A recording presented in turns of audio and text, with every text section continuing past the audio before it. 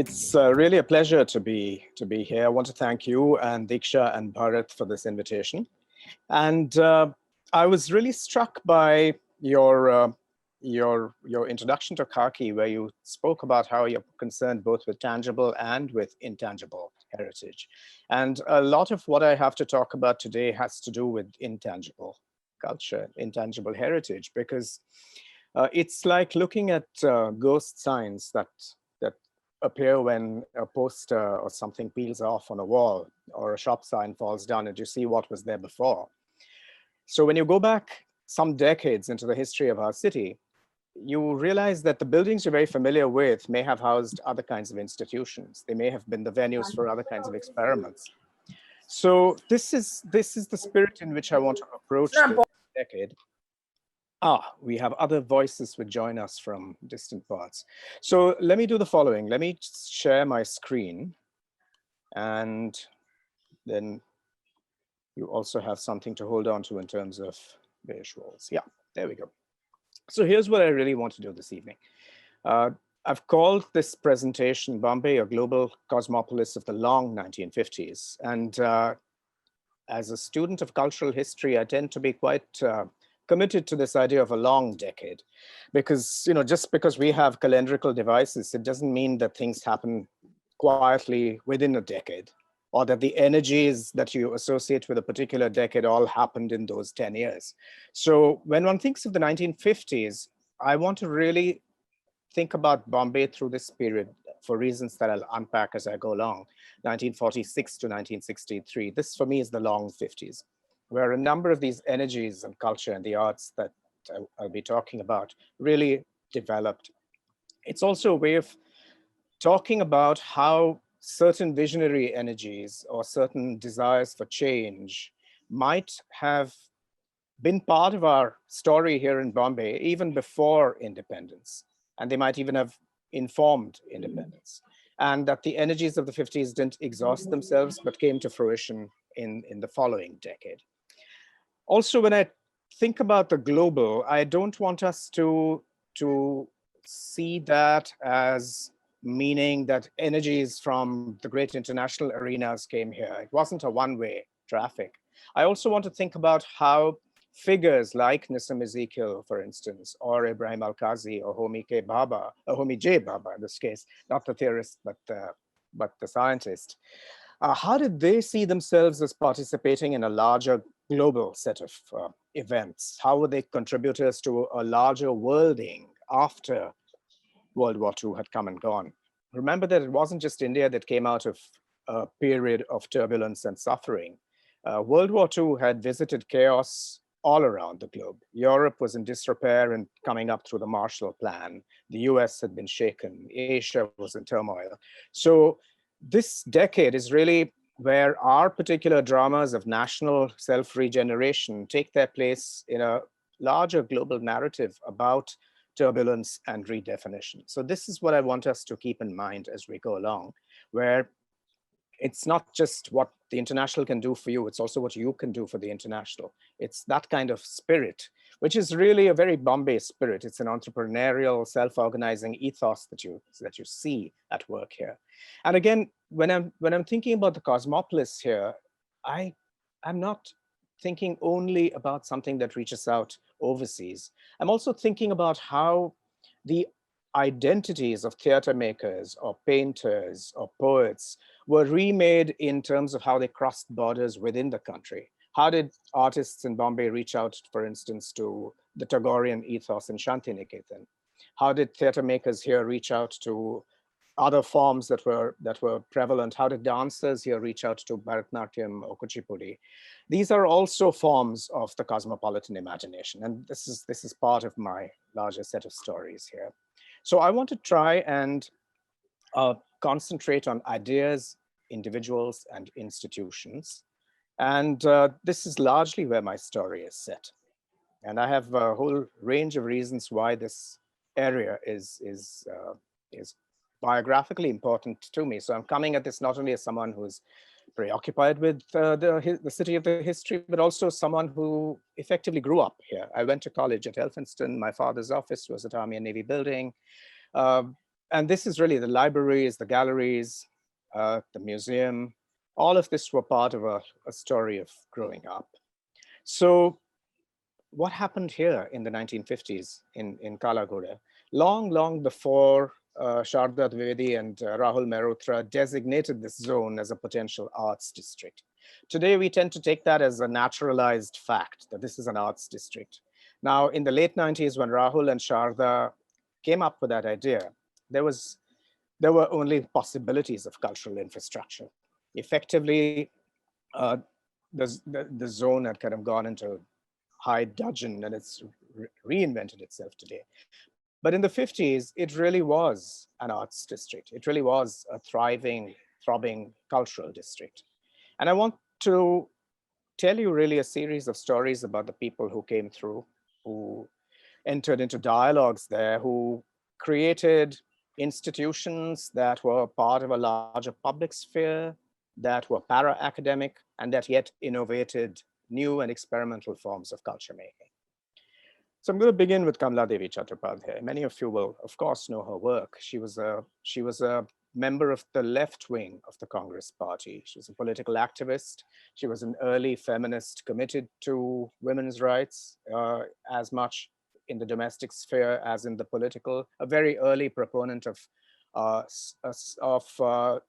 the idea that you had to recognize domestic labor. With that gender consciousness also went Kamaladevi's preoccupation with the craft sector, with the handloom sector in India.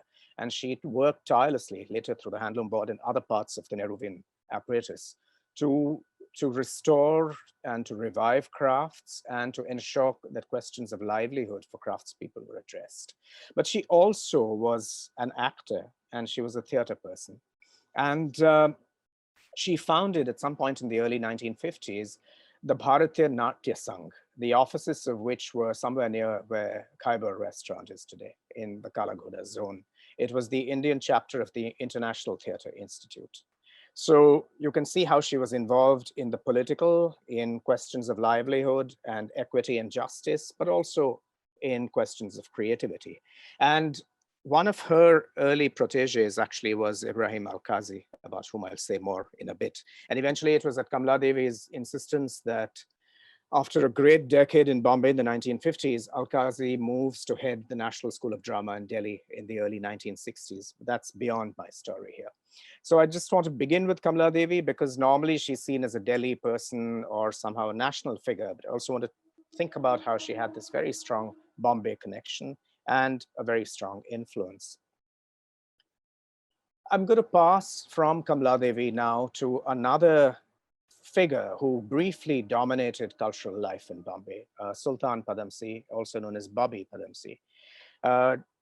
He was away at Oxford in the 1940s, but as the war grew more and more intense, he came home and went to St. Xavier's College and drew to himself like a magnet a whole series of young people. He absolutely hypnotized them with his incredible cultural gifts. He was a theater maker, he read widely, he knew the work of Diaghilev, for instance. He also reached out, as not too many people in the Bombay art sphere did at that point, to Shantiniketan. And he died incredibly early, as you see. After many decades of silence, we are now able to recognize him also as a very early gay poet and a gay cultural actor. And that's a part of his legacy that is yet unfolding. But the legacy that's been in place for a very long time is that he started this group called the Theatre Group. And it was committed to instituting some form of theater in Bombay that was more than amateur and as professional as it could possibly get, and was richly informed by the arts at large. And it was a way of revolting against a certain bourgeois sort of notion of theater. And among the people, he was also a painter, as you see. Among the people he gathered around him were three young men, Hamid Sayani, Derek Jeffries, and Ebrahim Alkazi. Alkazi came from an Arab family that had been long settled in Western India, in Pune, actually. His father came from Hijaz, in the heart of what is today Saudi Arabia. His mother's family came from Kuwait. But as part of this larger confluential Indian Ocean story, they'd been really deeply connected to Western India for many generations. So Alkazi's mother, for instance, was fluent in Marathi, Gujarati, Urdu, and of course, Arabic. So even whilst they were, Alkazi actually, as his daughter Amal reports, Alkazi used to describe himself as a Maharashtrian Arab. So even as they were completely connected to what was happening around them in Western India, they yet had magazines and journals that came from Cairo and from Damascus and from Beirut. So I flag all this also to talk about how, when we're looking at these figures, we're also looking at much wider circulations of cosmopolitanism, not only those that connect Bombay to, say, the School of Paris or what was happening in London, but also connections to the Arab intellectual and artistic world at large. So when Bobby Padamsee died in 1946, this fledgling theater group that he'd created found itself in a state of anxiety, and they turned to Alkazi for leadership. And Alkazi took it over, and young as he was, he really took charge and gave it a certain direction. I like this particular photograph because it reminds us that Alkazi was also a painter. In keeping with this ethos, there was a commitment to various arts, not only theater, but also painting, music, and sculpture. And as you see, Augustus John, who was one of the reigning artists of that time, one of the reigning British artists of that time, is literally at Alkazi's feet in this image. So I find that strangely indicative of the spirit in which these young people at that time, also Bobby Padamsee's sister Roshan Padamsee, who Alkazi married, her cousin Akbar Padamsee, who was part of this group. There was an incredible confidence here, which came not only because the nation had become independent, but because there already was, through the 30s and the 40s, a profound sense in Bombay of participation in a larger cultural life. This is Alkazi's self-portrait, again from that same period, speaking precisely of this kind of spirit that I've been talking about. And I'll come back to Alkazi because I'm going to be looping in and out. These stories connect, these people and their lives and their destinies are closely linked. So whilst you still have Alkazi in mind, remember that in the late 40s and the early 50s, Alkazi goes to London. He realizes that he has to apprentice himself to a formidable tradition of theater in order to have that feed into his own work. So he spends a couple of years at RADA, the Royal Academy of the Dramatic Arts in London, and also he then spends time with in the world of the galleries and museums in London, and then comes back, and I'll pick up that story a few slides down the line. But I'm going to pass to another of these key figures of this period, Homi Bhabha, who most of us are familiar with as a scientist and as an institution builder. Like a number of the protagonists in this story, I spoke already of Bobby Padamsee. I will speak later of Kekoo Gandhy, the gallerist. Homi Bhabha was at Cambridge during the war. And again, the war interrupted his studies. He decided to come back. But being already restless and seeing himself as a participant in the national drama of reconstruction that was to unfold, Bhabha galvanized his cousin, for instance, his uncle, Dorabji Tata. He worked closely with J.R.D. Tata, who was related to him, and insisted that India should have an institution that was devoted to pure research in physics, in the higher physics. But we know also that through this network, Bhabha, Tata, and Nehru, there were already plans for the military applications of the sciences. So from these discussions and conversations, you have the TIFR, the Tata Institute of Fundamental Research, that comes into being. This is also the process that eventually culminates in India's atomic energy project and its eventual commitment to the bomb. But that's the military aspect of these these lives, I'm going to focus here on something else that Bhabha did. Bhabha was also a painter.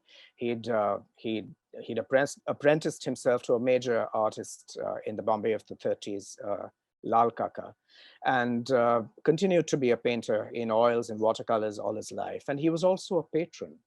So even at the inception of the Tata Institute of Fundamental Research in the early 50s, Bhabha was already clear that it should have a museum level collection. So he then sets up a competition in which a great number of artists take part, including Hussain, Shavak Chavda, Ara, Souza, all of the Raza, all of the progressives. And that's the nucleus of the TIFR collection. What you're seeing is the cover of a book. I'm afraid it's somewhat pixelated, but it's a book. It's the book of an exhibition that Maud Chatterjee and Tara Lal curated 11 years ago. And it really reflects the ways in which, for somebody like Bhabha, there was a visionary connection between the pursuit of the sciences and the pursuit of the arts. There was truly a Renaissance sense in which he felt that these were not opposites.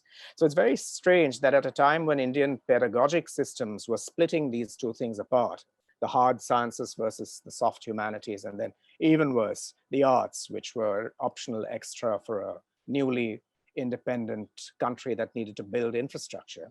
You have at the very apex of this system somebody like Bhabha, who believes that they're not opposites, but actually both part of the necessary conditions for human culture.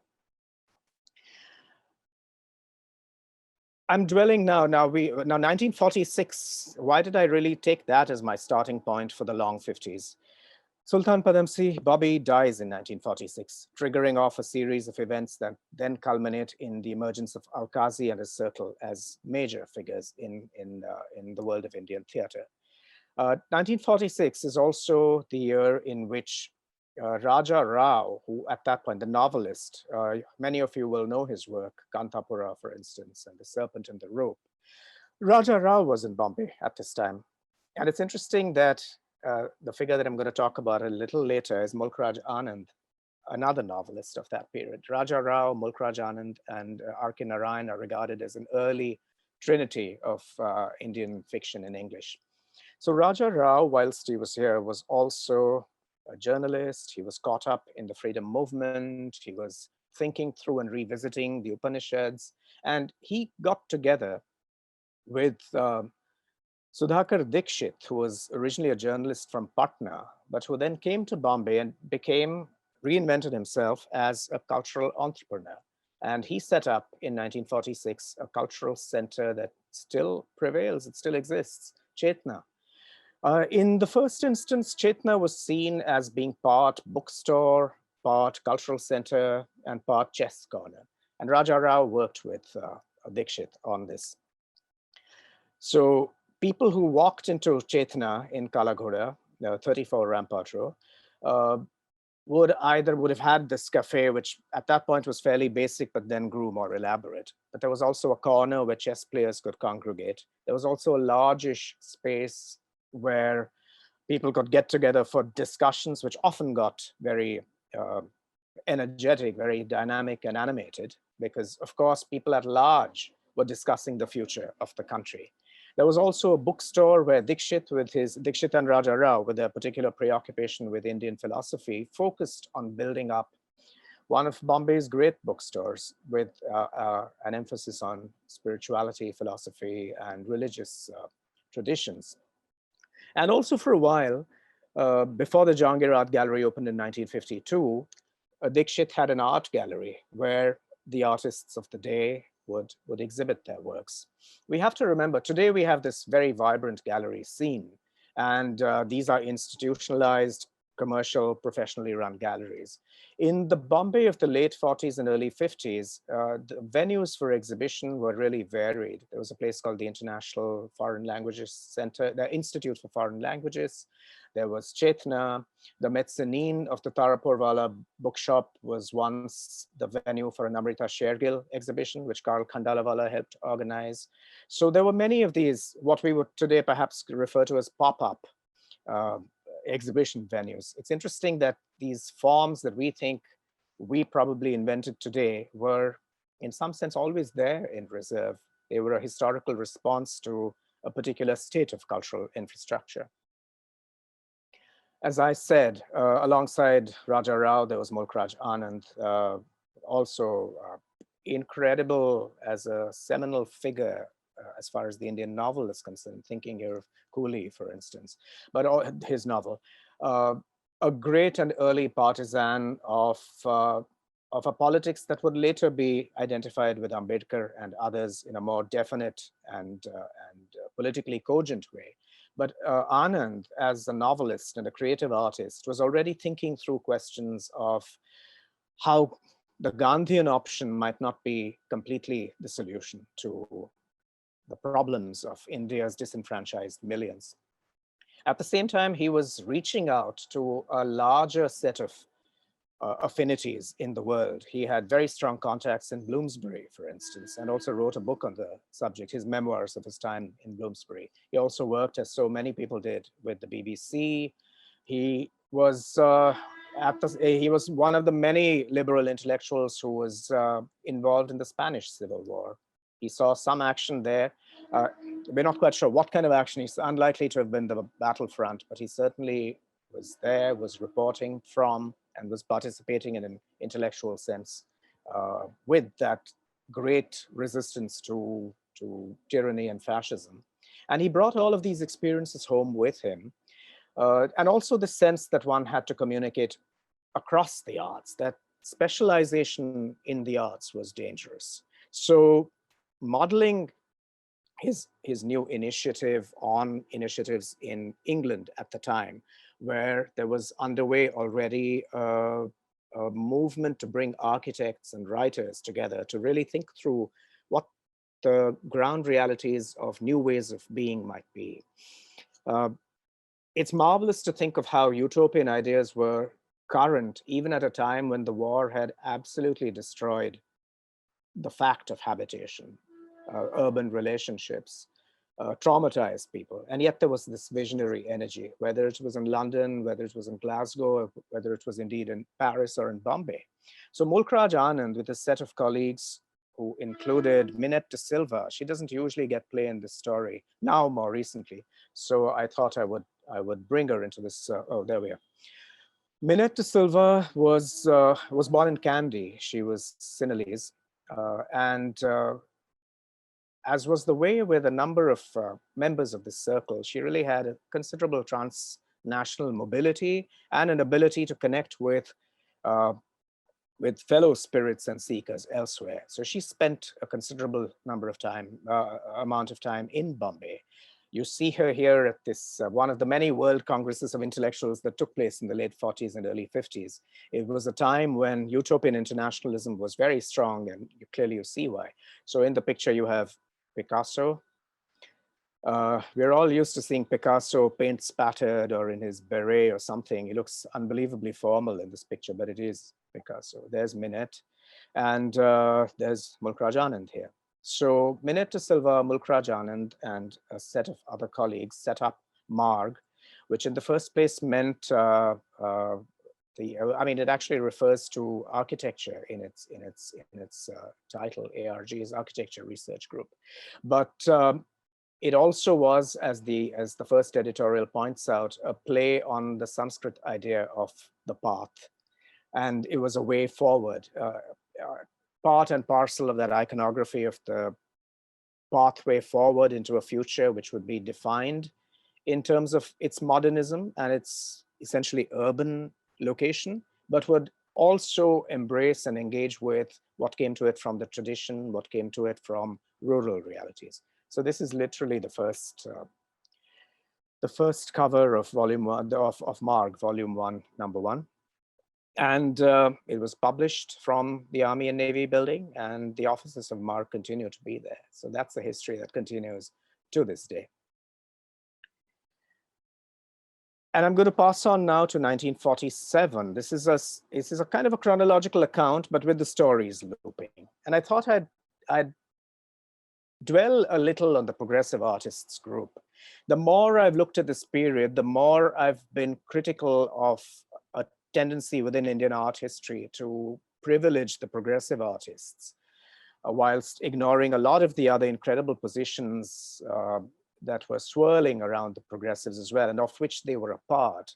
But that being said, and that is the debate for another time and place, I do want us to think about who these powerful figures. Raza once said to me, and I quote him verbatim, he said, "They were strange and powerful animals, the progressives," referring to his friends and colleagues here. So when you look at them, whether it's Hussein here, Souza, Ara, Raza, Gade, Bakre, it's amazing to think that they came from very, very diverse backgrounds. Hussein came from an artisanal proletarian kind of background and was a Soleimani borer. Souza came from Saligaon in Goa and brought with him also a connection to a Luso-Konkani kind of path to modernism. So he already straddled cultures and lineages and borders. Raza came from central India via Nagpur, brought with him again the energy of the hinterland, whilst reaching out, as he eventually did, to Paris, and he became part of this larger transcultural narrative. Ara was actually what we would today call a Dalit. That term was, of course, not used in the early decades of independence. And none of these artists really made much play with their backgrounds. But when we see them now, historically, we see how important this moment was for them, this stepping into a modern where they were confident that they wouldn't be defined or be conscripted into identities that had come from the past. And remember that they were all also dealing with the trauma of the partition. So I tend to think that it's not an accident that the members of the Progressive Artists group all came from groups that had been either thrown into question by the violence that had attended the partition, or were uncertain of where they belonged in a new nation, or had reason to be anxious about the caste hierarchy. And yet they gave themselves resources of confidence, resilience, and hope. And they saw art as a way of transforming their own conditions, their consciousness, and possibly reality. So to me, this is also one of the many utopian initiatives from this period, and not accidentally it happened in Bombay. I'd also like to place here the work of Bhanu Rajopadhyay, who now there's a great desire to conscript her as having been one of the progressives. She actually showed at the last exhibition that the progressives held at what was called the Artists' Aid Center, which is until last year was the Artists' Center at Ador House, and now it no longer exists in that location. But I would flag Bhanu Rajopadhyay's work here because it's too hasty to just gather her into this pre-programmed progressive story and forget about where she actually came from and what she brought to the game. Very unlike the progressives who we just met, Bhanu Rajopadhyay came from great privilege and entitlement. She came from Kolhapur. She came from a family that was well entrenched in the privilegencia of Kolhapur. Her father was a filmmaker, he was a painter, he was at home in the arts. And this simple circumstance also reminds us that our tendency to make an island, literally, of Bombay and to kind of disconnect it from the hinterland also leads us to ignore lineages of the modern that don't begin here. Kolhapur today probably sounds like a kind of Mufazzal town. It seems to be far away. And the truth is otherwise, totally. Many of you may well know this, but I'm just going to put it down for the record. Kolhapur had its own vibrant cosmopolitanism in the first half of the 20th century as a railway junction town, as a town that was ruled by, actually a princely state that was ruled by a family that was committed to reform. It really was a place of patronage. It was an early site of Indian cinema. It was where painters flourished. And it was that background that Bhanu Rajopadhyay brought with her to Bombay when she came here as a student and then continued as a young artist and then gave up art and went into her career as a designer for the movies, which is how most people, of course, know her. This is a work that has only recently been seen by a great many people. It's been in the collection of the artist and the family for the longest time. And when I saw it and I wrote about her work recently, I was just amazed at how confident this artist was. She didn't need to be legitimized as a progressive. She brought her own energy and legitimation to the game. So this opens up also a question of the kinds of relationships among patrons and proteges in the incipient art world of this time. Because there was also an expatriate community that lived here. A number of them were people who had escaped Nazi Europe, Nazi Germany and Austria in the first place, and then as the German war machine swept through Europe, they actually got as far away as they could. So people like Walter and Keffer Langhammer, or Rudolf von Leyden, and Emmanuel Schlesinger, who's not in this picture, settled in Bombay. They were either partly or fully Jewish, or they had connections or had assimilated Jewish background and were incredibly at risk in Nazi Europe. And one of the lines of migration away was to Shanghai, but a great many people actually, once they landed in Bombay, just settled here. And figures like these became part of the story of Bombay's art and culture. Schlesinger ran a pharmaceuticals firm. Walter Langhammer was art director for the Times of India Group. And Rudi von Leyden worked with the Volkart brothers and was also, for a long period, art critic to the Times of India. So these were people whose concerns brought them together, and they also brought with them the life of culture that they had enjoyed in Mitteleuropa. They had had connections with Oskar Kokoschka, for instance. They'd been very much part of this interwar scenario of culture and of criticism in Germany and in Austria. And this is what they brought to their proteges, because they really supported people like Raza, who you see in this picture, and Ara. And I'm not going to say that they introduced them as though these artists had no other means of introduction. I also want to point out, one of my subtexts here is to point out that there were many different cultural possibilities. So rather than presenting these three figures as the three magi, as I myself have done in a long Google essay, I'd see them as part of a larger story about patronage and about transcultural contact and encounters here. So this is what I would like to memorialize through this moment in our history of culture here in Bombay. This is a portrait from the TIFR collection by Langhammer of von Leyden, and it's simply called The Critic. Because like a number of these critics of this time, whether it was von Leyden or Hermann Goetz, who I don't have in this picture, in this narrative, he worked with the Gaikwad collections in Baroda and then became an early director of the National Gallery of Modern Art. But these were people who straddled a connoisseurial understanding of a more indological set of subjects, as well as retained an openness to the modern and what was then, in fact, the contemporary. And that is something that you see. It's something of that connoisseurial sense of how to approach an art object, how to account for it, that you see in this picture. Again, I apologize for the pixelation in this image. And I also want to dwell here on the figure of the critic, because as I go along, I'm also going to talk about how the great challenge of this time for artists and for writers was also to create a new audience for the new forms of art, new forms of cultural imagination that were coming into being. So if von Leyden wrote for the Times, there was also D.G. Nadkarni, who wrote bilingually in English as well as in Marathi, and on the visual arts as well as theater. And he was also a gifted short story writer. As it happens, you see a Hussein work behind him in this much later picture. But Nadkarni became an early champion of artists like Hussein and of Raza, and indeed of Chavda, of whom you will hear more, of Raval, of a number of these artists who came on the scene at this time. So figures like von Leyden and Nadkarni acted as a bridge between the potentially alienating or certainly surprising experiments of these artists.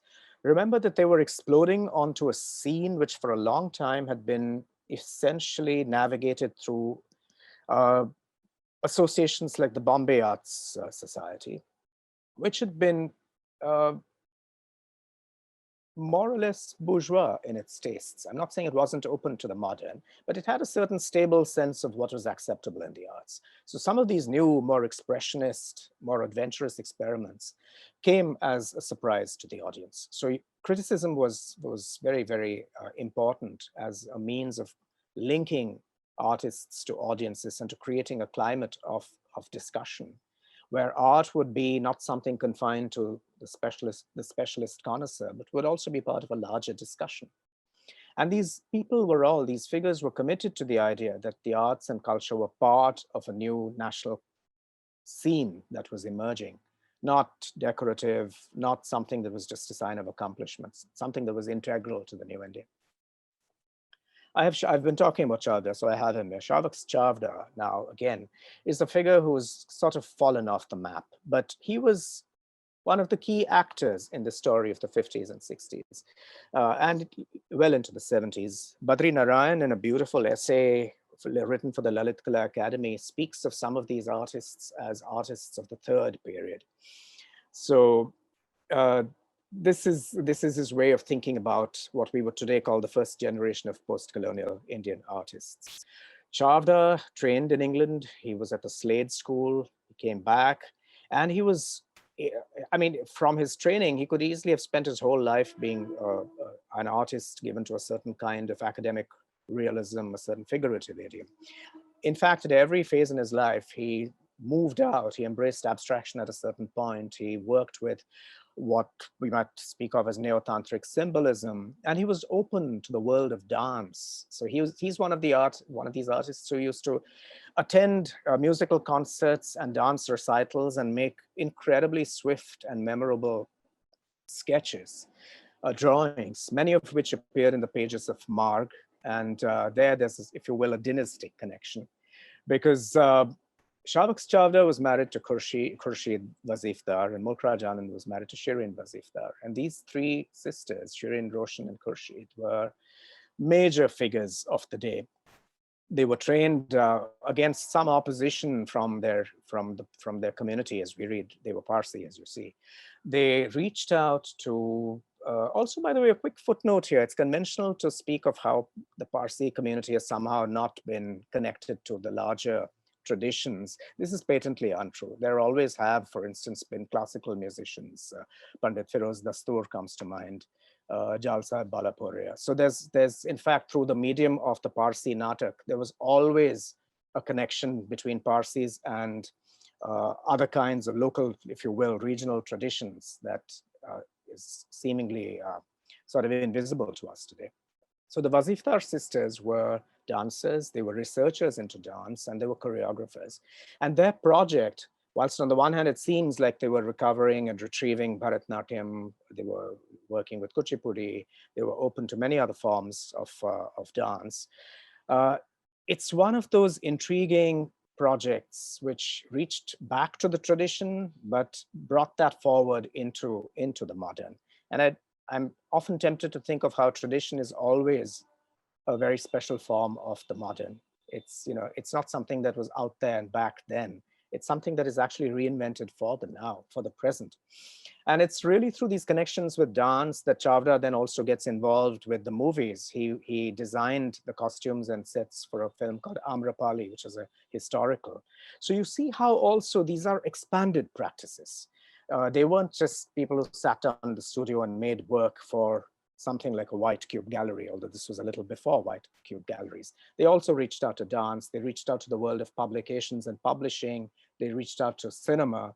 So it's really a much more in trans arts, trans genre kind of art world that you're looking at. And I come here now to my icon and my dear friend, Jehangir Sabharwala, in this portrait by Max Schneider. Again, to make the point that there were other artists who came from other kinds of trajectories to this Bombay story. Sabharwala had been away from 1945 to 1951 in London, where he studied at Heatherley's, and then in Paris, where he went to the Académie Grand Chaumier, and came back in 51, both for family reasons, but also because he, like many people in his generation, felt that he might want to become part of this new set of possibilities for artists. And this is one of his early paintings. When he came back, he actually found himself, the house that had been his had been requisitioned during the war. So it took a while for the state to vacate it. So whilst there, he actually lived at the Taj Hotel. And some of these pictures from that period actually are from the waterfront that he saw from his window. And his first exhibition, actually in 1951, his first solo, was held at the Taj. So again, there's this marvelous photograph of Jehangir and his wife Shireen putting up the paintings on walls that had been clad in Hessian. Again, reminding us of how DIY this art world was in terms of its venues, in terms of how the artists actually led the way in terms of getting things done. There were no agents, no galleries, and you had to do everything yourself. Instincts that remained with that generation all their lives, actually. This is Jehangir's uncle, his mother, Bapsi Sabharwala's brother, Sir Cowasji Jehangir, the second.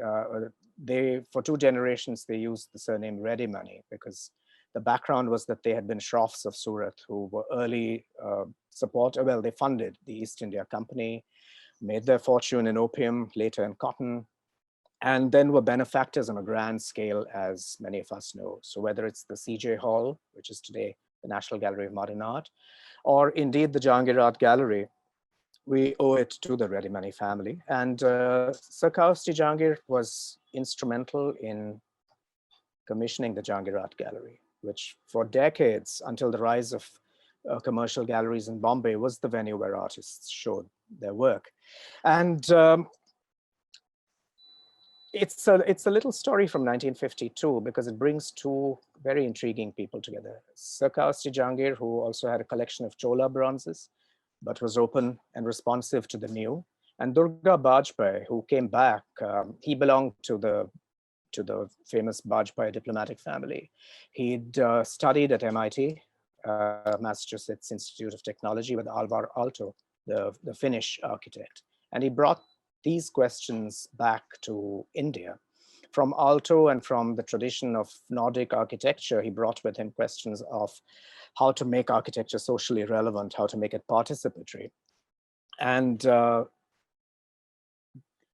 Cowasji Jehangir, who already was of advanced years, and Durga Bajpai, who was very young, unfortunately died very early, there emerged this incredible institution at the corner of Kalagoda, part of the museum precinct, which really became India's first public art gallery. And it became the venue for exhibitions, for discussions, through the Samovar Cafe that soon came into being there. It really became a lively cultural center. So what Chetana had been through the late 40s, those energies then passed and eventually informed the Jehangir Art Gallery. Speaking of these continuities in the long 50s. Durga Bajpai, it's a rare picture. I've been looking for pictures of Durga Bajpai and they're really difficult to come by, but here you have a glimpse of him. In 1952, again, the Jehangir Art Gallery opened in January of 52. In December of 1952, there was an exhibition of Alkazi's works. Alkazi was also a painter. In 2019, I actually curated an exhibition of his early work, his drawings and paintings, which had lain unknown and unseen for many decades. But this is where these are Alkazi's works that you see on the walls. And it was one of the early shows at the Jehangir, and his friend and my guru, Nissim Ezekiel, the poet and art critic, introduced the show, talked about his work. And this again gives us a glimpse of the lively life of the mind, the emergence of a new audience in this new venue that you see happening here. Backstory is that Alkazi and Nissim and Souza and his wife of that time, Maria Souza, had all been part of a circulating set of Indians who'd been in London in the late 40s and early 50s, and really were open to all of those influences and institutions that they saw there and brought back with them. For instance, Dartington Hall, where Alkazi had spent a summer, was a was a key inspiration to what Alkazi and Ezekiel wanted to do in terms of a cultural center in Bombay. Dartington Hall already had been inspired by Shantiniketan as a space where all of the arts and all of cultural endeavor and education would come into synergy. So you see a very intriguing transcultural circulation here. Shantiniketan to Dartington Hall to Alkazi to the Bulabai Institute, which I'll shortly talk about. And in fact, I am already talking about it. The Bulabai Institute is where Alkazi eventually took his new theater unit. He had differences with other members of the theater group as to how things were to be run. And many of them were his relatives, his brother-in-law, Alec Padamsi, for instance, his friend, Jacinta Cunha.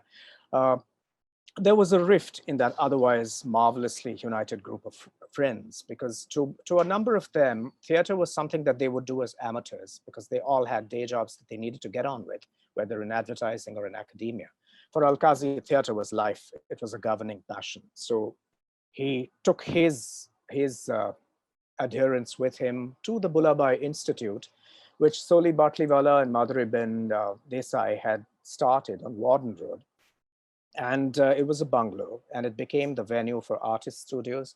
Gaitonde had a studio there. A very young Nalini Malani had a studio there. Prafulla Joshi, as she then was, later Dahanukar. All of these artists, Nasreen for a while, Geev Patel did some work there. So this was a lively hub of artist studios. Ravi Shankar's Kinnar Academy was there. Ravi Shankar, you see Ravi Shankar and Alaraka Khan Saab there in a concert.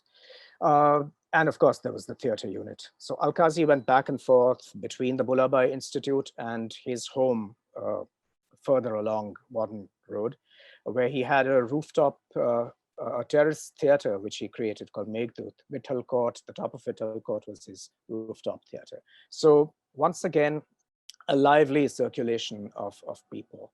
And eventually when the bungalow got knocked down and was replaced by Akash Ganga, which stands there, that was where the NCPA was first established.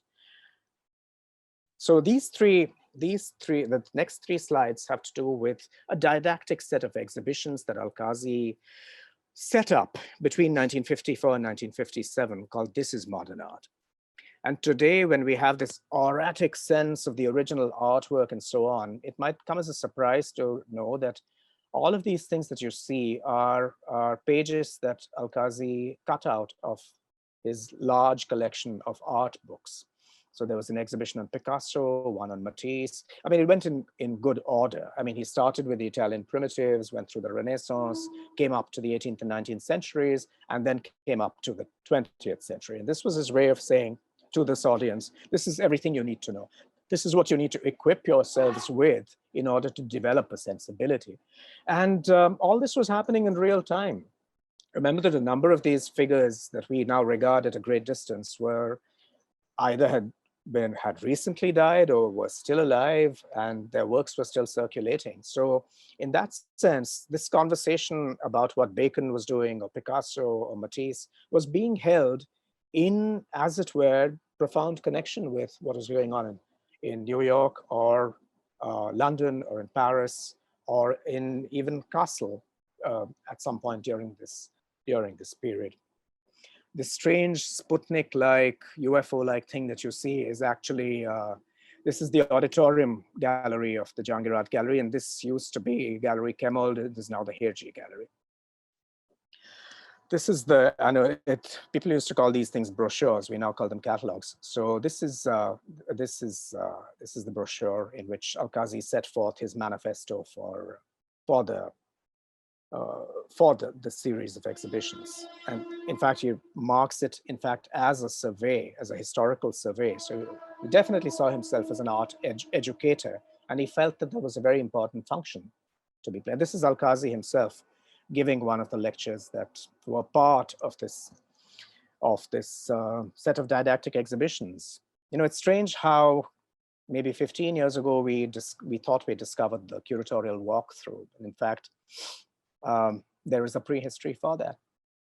Here's Alkazi giving something like a curatorial walkthrough for his Matisse exhibition. And I like to think that a great and formidable point of reference for Alkazi, not that he really refers to it, is in fact Malraux, the the French writer and cultural administrator and cultural diplomat. Was a museum without walls was definitely a starting point. This is the great portrait of Malraux going through a large number of photographs and picking pictures for his trilogy of books, Voices of Silence, The Museum Without Walls, and so on. Matisse's Icarus, barely rendered as a paper cut work in 1947, and shortly after is very much present to a Bombay art audience.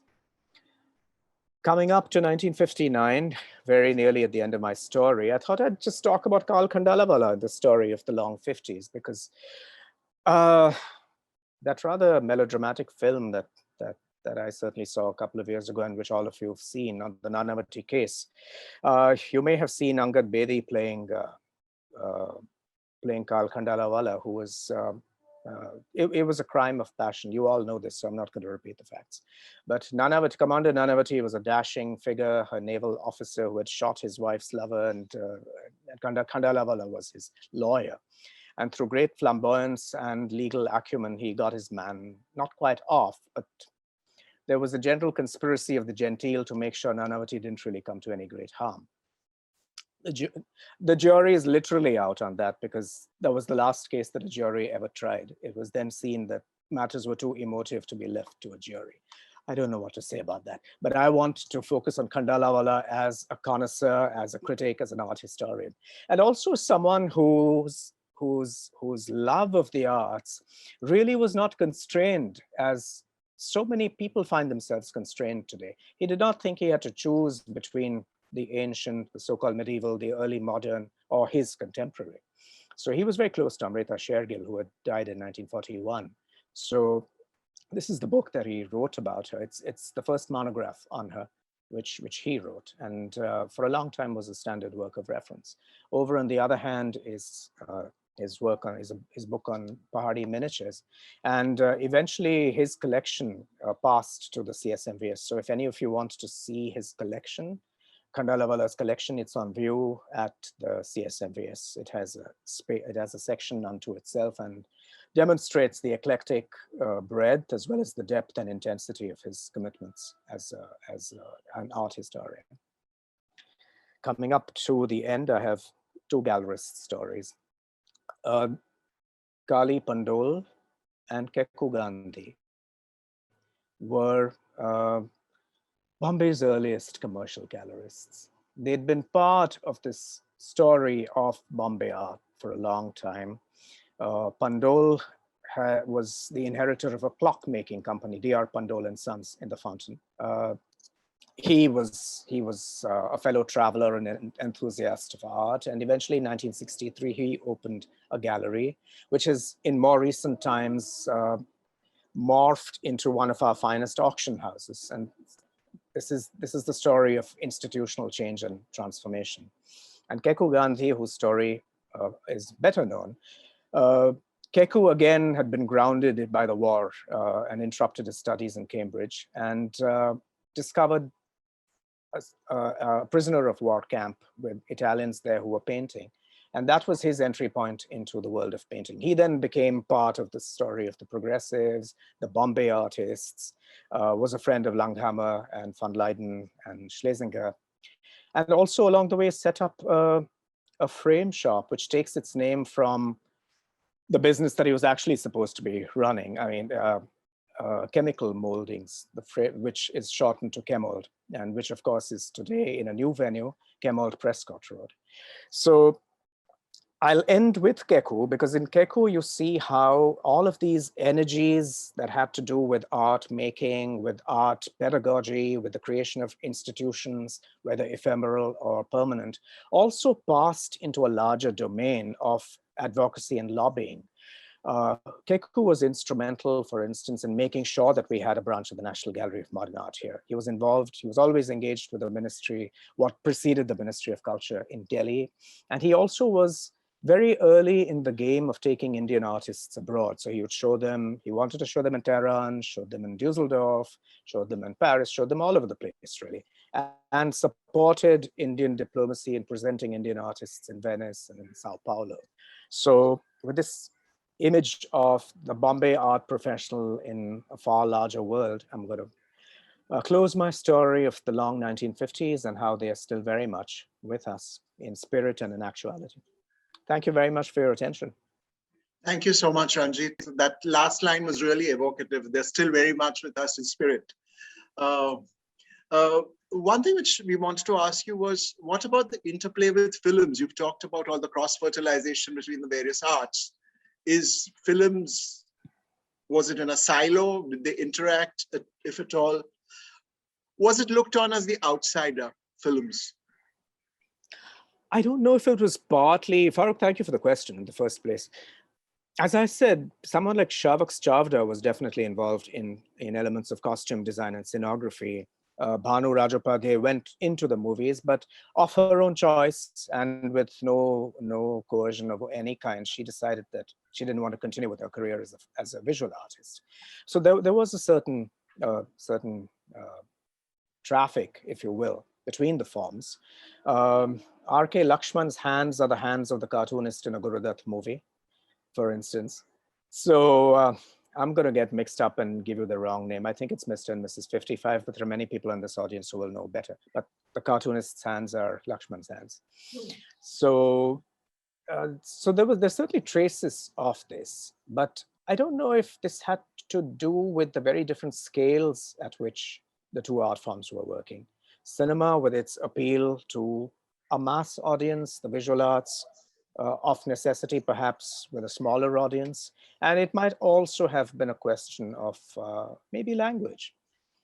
Despite the presence of people of many different linguistic and cultural and class backgrounds in the art world, more or less the world of the Bombay visual arts was Anglophone.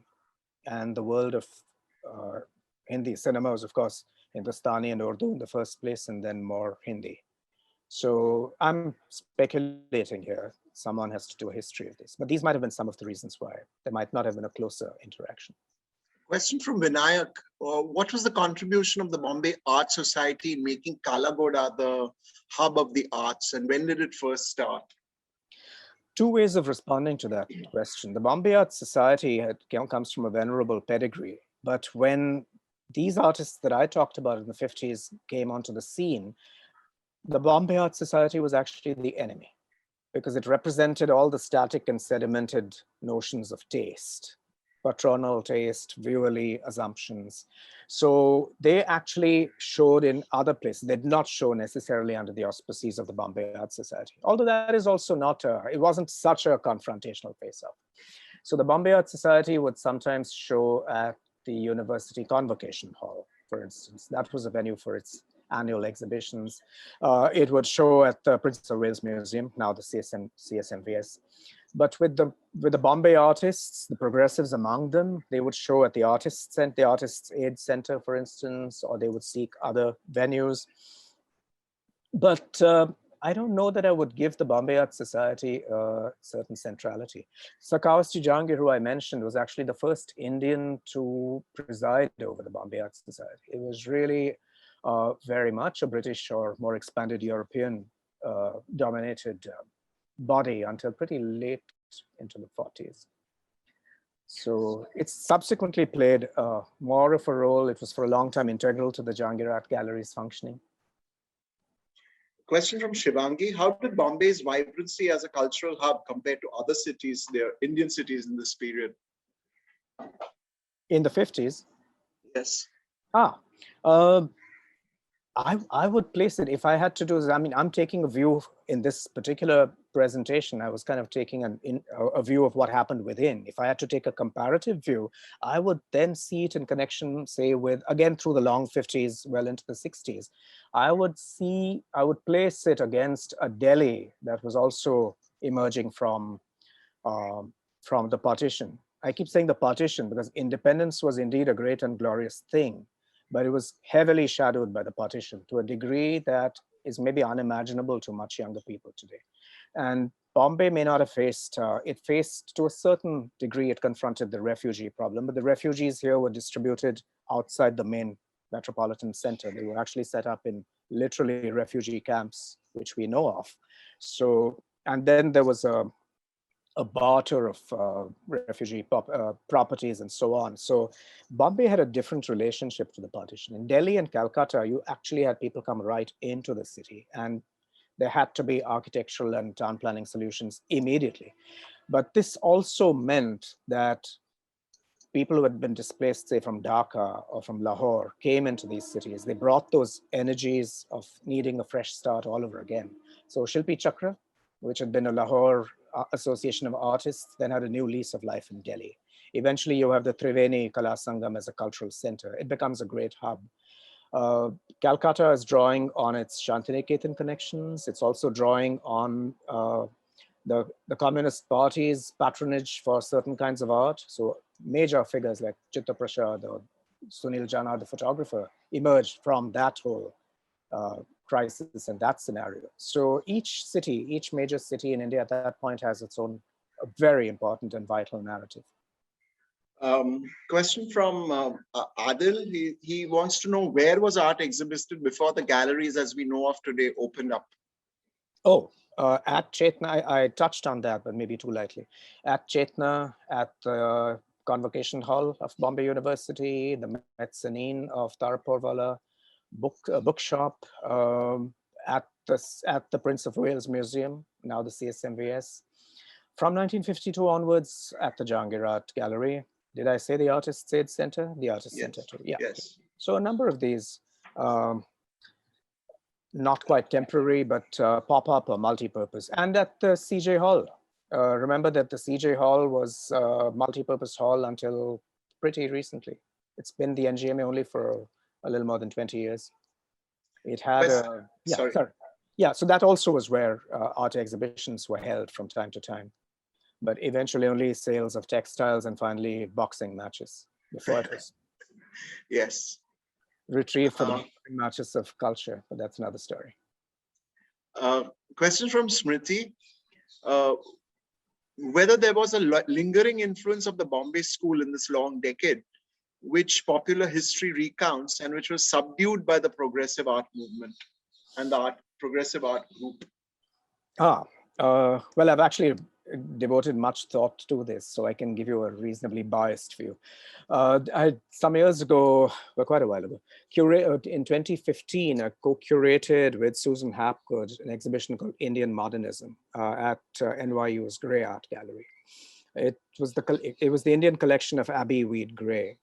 And I really embraced that collection because it gives us a sense of what a pre-canonical art world was like. And that's what I called it, because she was collecting without the questionable benefit of having a canon imposed on her, people saying, this is what you need to get.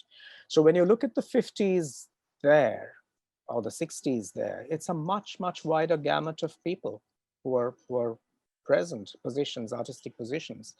So the point I've made there, and which is my response to this question, is that if you read Richard Bartholomew's writing of that time, if you read what Ram Chatterjee was looking at, if you read what was appearing in the pages of the Lalit Kala Academy Contemporary or the late Modern Review, you have a very different set of people. And the Bombay artists were a confederation of very, very different kinds of people. There was Hebar, there was Bendre, there were people who were here, sometimes they circulated elsewhere. There was Chavda, who I've talked about, there was Raval, any number of people who have not been included in a canon that is very, very late. The canon gets formed only in the 1990s through a set of publications and exhibitions, which we now take to be the reference point. Challenge for us as viewers is to go back and recover the great diversity of what we had in the 50s.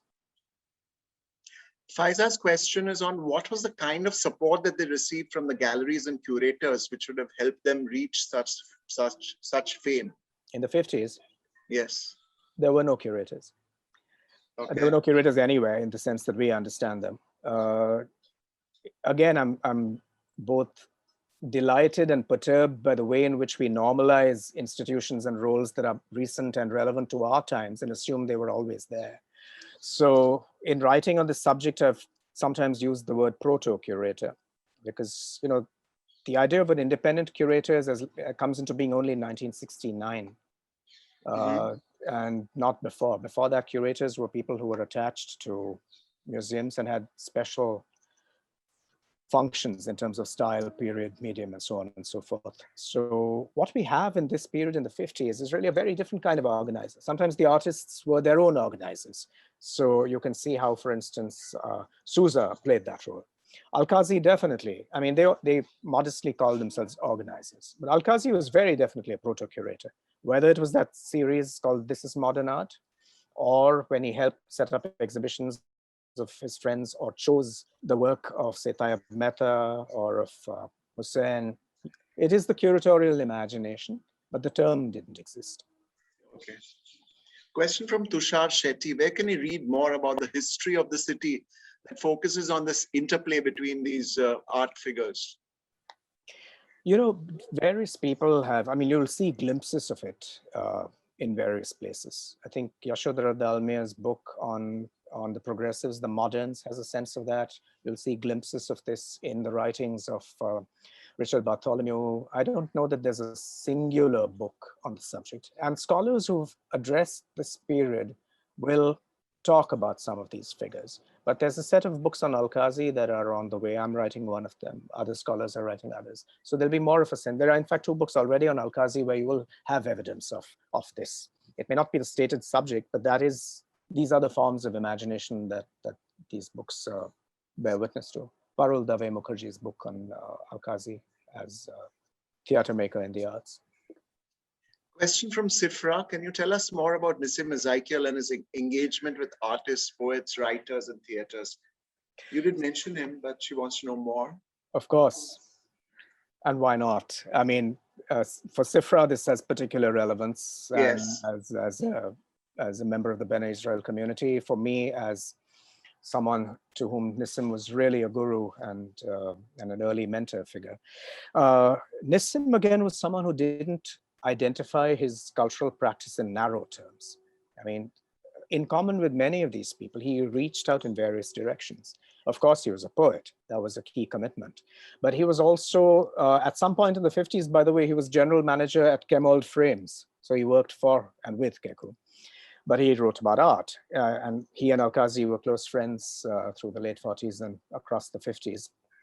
So that also brought him to art criticism, and he wrote for the newspapers, for journals. He was an editor.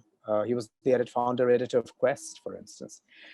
He was an anthologist. He was an academic. So in Nissim's practice, I see this sense of someone who whilst accepting that different media and genres have their specific criteria, he believed in ranging across them rather than being constrained. And he was a political activist as well. This might be a little known side to him, but he was connected to Freedom First. He edited and published a Martin Luther King reader, a C. Rajagopalachari reader, which also is an Army and Navy building history, by the way. It's very much a Kalagura history. Minu Masani and others. Sifra, that answers some part of your question.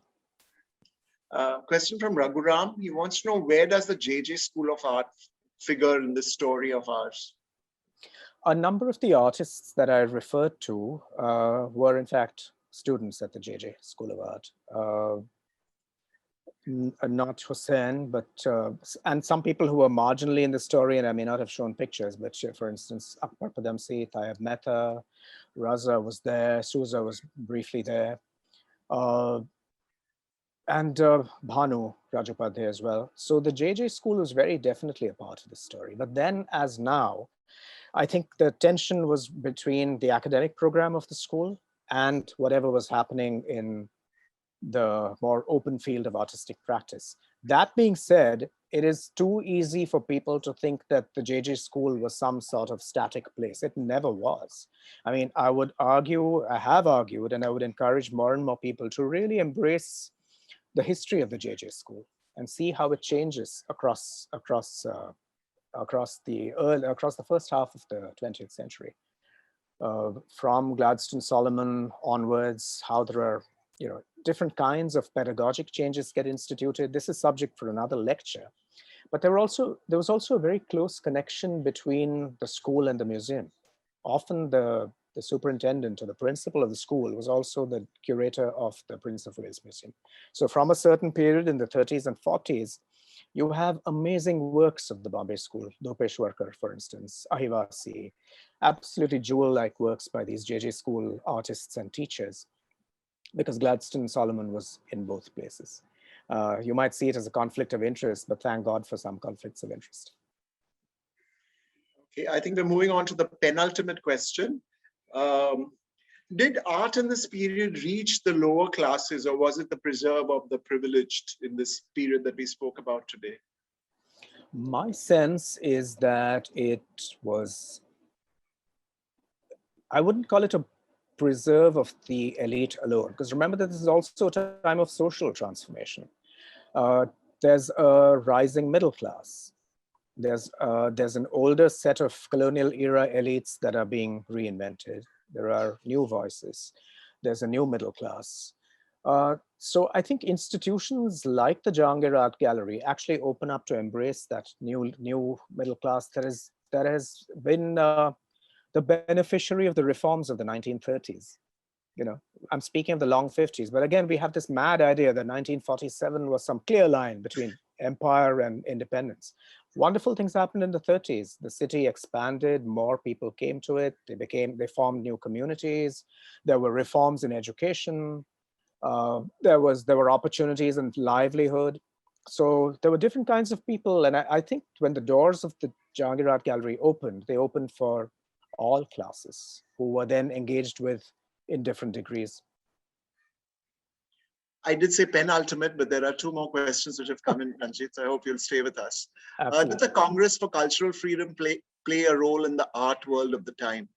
Of course. Question from Amrita. Yes, that's the reason I flagged Minu Masani and Freedom First and all of that, and Quest, which Nissim edited.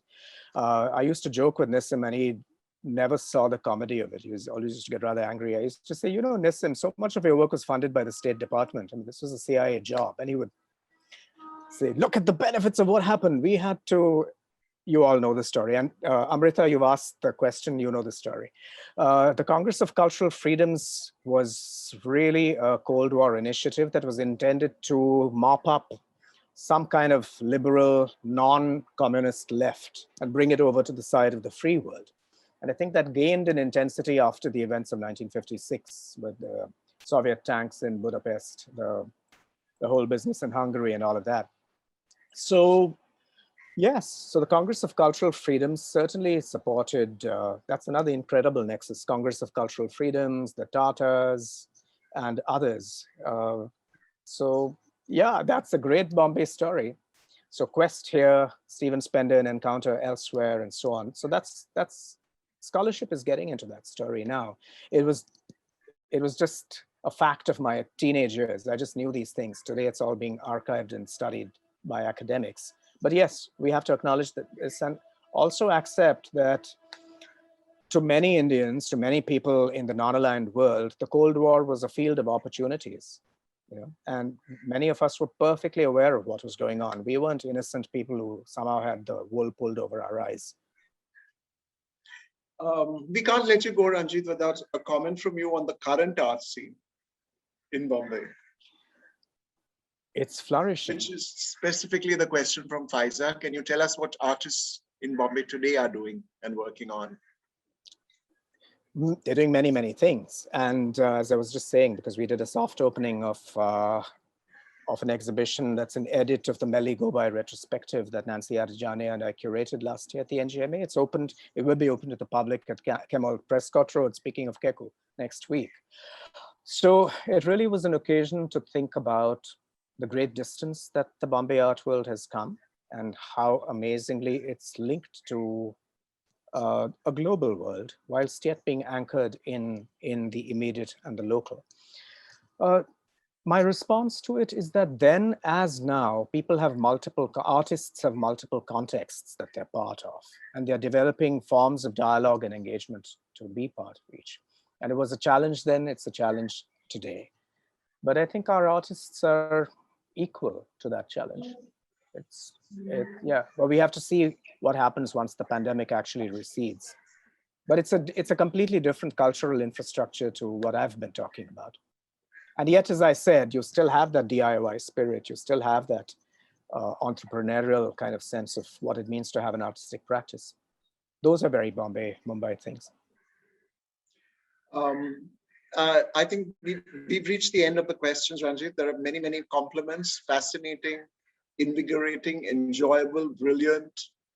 Thank you, thank you, thank you, and so on and so on. I think you get the message. Thank you so much. Thank you so much for sparing your time, and thank you, audience, for being there. It is your participation which encourages us to work harder to look for speakers and make sure that your Saturday evenings are pleasurable. Thank you so much. Thank you, Ranjit. Thanks so much. Take care. Bye.